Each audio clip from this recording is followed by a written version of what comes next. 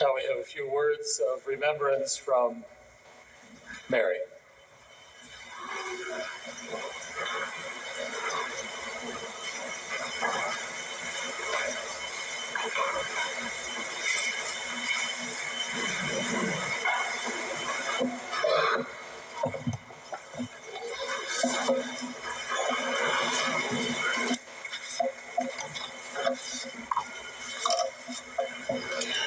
Thank you, Father.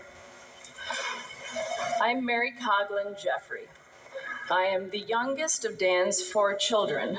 I am honored to deliver our dad's eulogy at his request.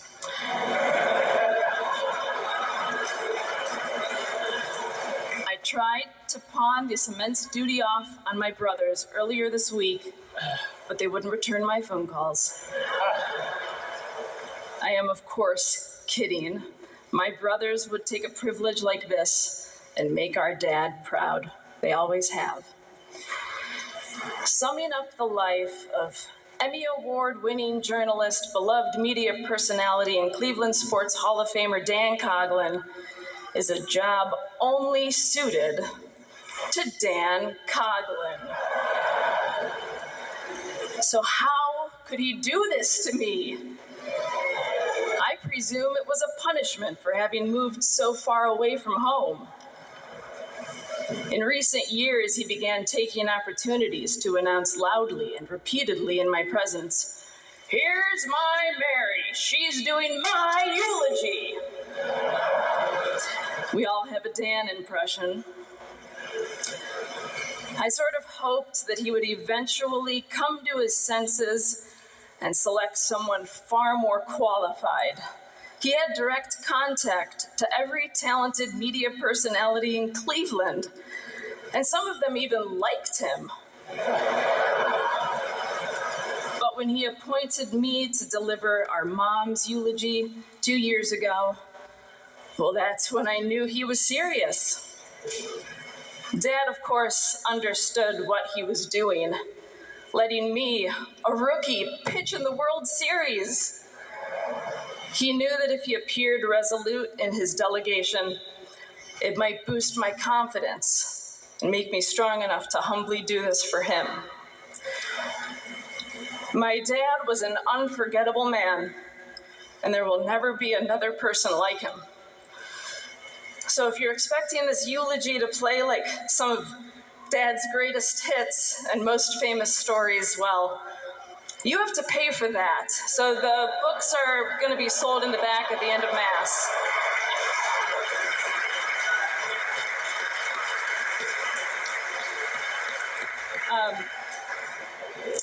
If you really knew Dad, you knew he drove around in his car with a trunk full of books, ready to sell. I can't deliver a punchline quite like him. Nobody could. But I'm going to try to make this fun. He certainly would have.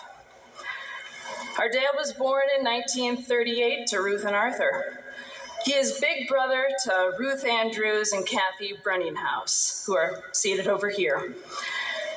Dad and his sisters were raised in Lakewood, Ohio, and attended St. Clement's School.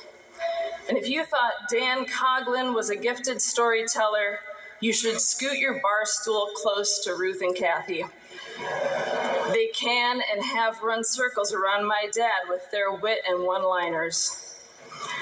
Aunt Kathy even helped roast my dad when the Friars Club of Cleveland put him on the spit in the 90s. She got monstrous laughs. I was there. And Aunt Ruth, well, she's as unfiltered as they come. The Coughlins are all pretty much programmed like my dad. Family gatherings feel like a giant storytelling competition.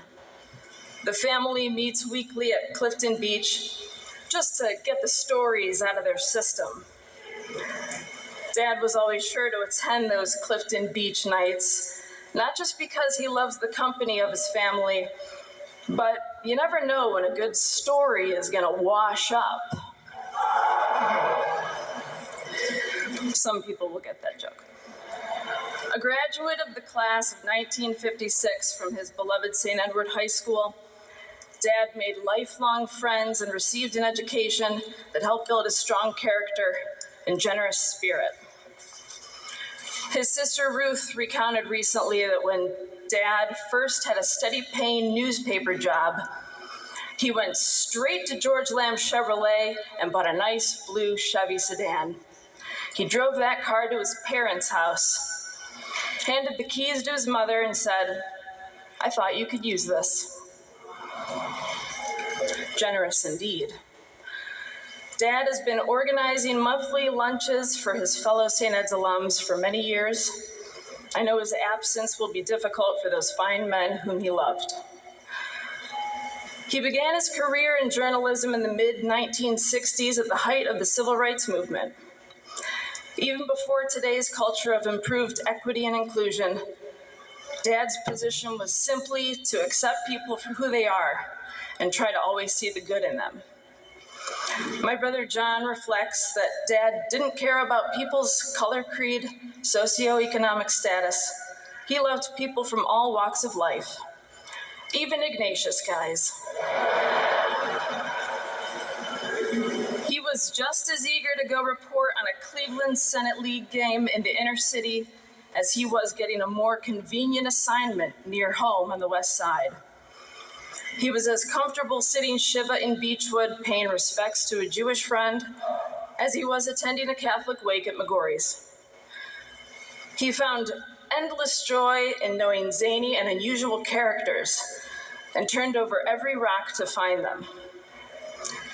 My brother John says Dad would take the time to get to know people and bring that person's unique story to life in the most colorful, fun, and uplifting way possible. Dad was extremely well connected, his expansive network due in part to his record-breaking wake and funeral attendance, which was the mainstay of his social calendar. He may have attended more wakes than John Hanna, our funeral director. Of course, Dad met our mother Maddie at a wake. In fact, McGorry's, of course.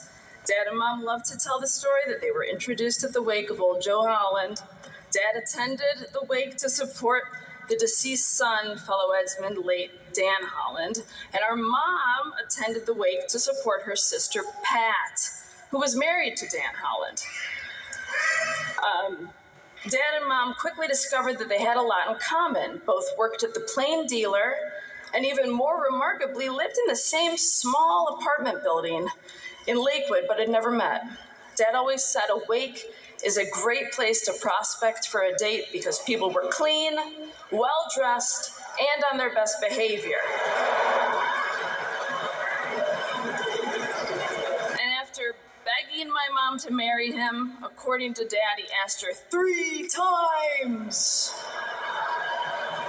Mom and Dad married in 1980 and had 4 children by 1985.